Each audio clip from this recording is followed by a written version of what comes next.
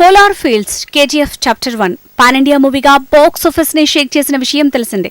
ఈ చిత్రం sequel KGF chapter 2 recent గా రిలీజ్ అయి కలెక్షన్స్ ని కొల్లగొడుతోంది.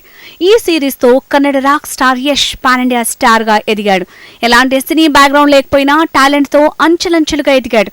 కర్ణాటకలోని ఓ మిడిల్ క్లాస్ ఫ్యామిలీలో పుట్టిన యష్ కి చిన్నప్పటి నుంచి యాక్టింగ్ అంటే ఎంతో ఇష్టం.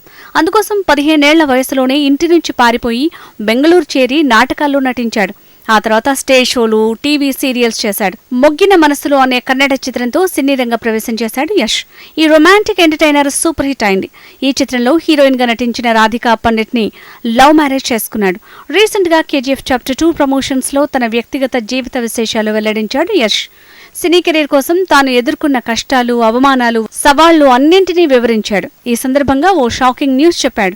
తన అసలు పేరు యష్ కాదట. తల్లిదండ్రుల పెట్టిన పేరు నవీన్ కుమార్ గౌడ. తన జన్మ నక్షత్రం ప్రకారం యా అనే అక్షరంతో పేరు పెట్టుకుంటే సినీ కెరీర్ బాగుంటుందని జ్యోతిషీలు చెప్పారట. అప్పటి నుంచి తన పేరుని యష్ గా మార్చుకున్నానని వెల్లడించారు. యష్ గా పేరు మార్చుకుని యశస్సు పొందాడు మా హీరో అంటూ సంబరపడుతున్నారు ఫ్యాన్స్.